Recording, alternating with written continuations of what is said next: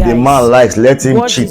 As long as I am the number one, I am the madam of the house, it doesn't really matter. Now, that is one of the comments I saw in the previous video I made about cheating. But now let me tell you one thing that you are ignorant of, even you ladies who are not married yet, who have the idea that even when I marry and my husband is a cheat, it doesn't really matter. Let me tell you the implications of a cheating partner. The first thing is affection. Now, naturally, a person cannot be affectionate to two people equally at the same time. Even the Bible says that you cannot serve two masters at a time. It's either you will love one and hate the other, or hate one and love the other.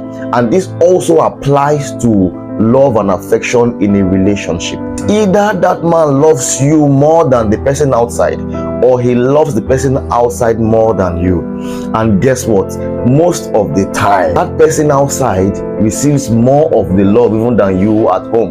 That's why the person will even look outside in the first place. As affection is being shared in this manner, so also is attention. Because there is you at home and there are other people outside, definitely attention will also be shared. That's why you begin to complain that your partner is not spending much time at home, doesn't even pay attention to your needs, to your desires and all that. That's simply because attention now is being divided, and there are other people outside who are even gaining more of the attention. Then as attention begins to divide, resources also begin to divide. So normally the husband that before we give you enough money to take care of yourself and the children, now will now begin to tell you there is no money, they did not pay us, business is not good and all that, simply because now there is now a sharing of resources between you and between the madam outside, or the madams outside. So even your children begin to suffer. Whatever it is around you begins to suffer, because as much as affection, attention and resources are being shared,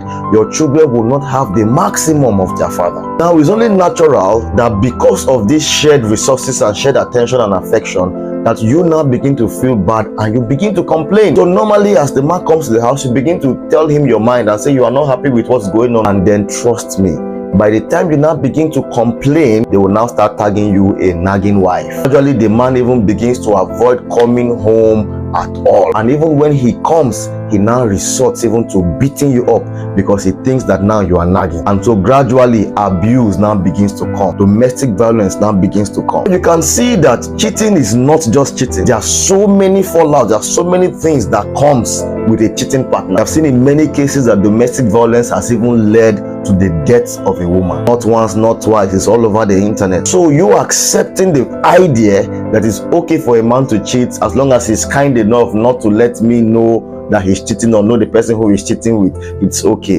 You can see that that is just a delusion, because in the end there are so many dangerous things that can come out of a cheating partner, which is not what anybody should want or should dream for him or herself. Because a cheating partner is a disaster waiting to happen, and trust me, that disaster will definitely happen. Yes, look at my face, I say it will definitely happen.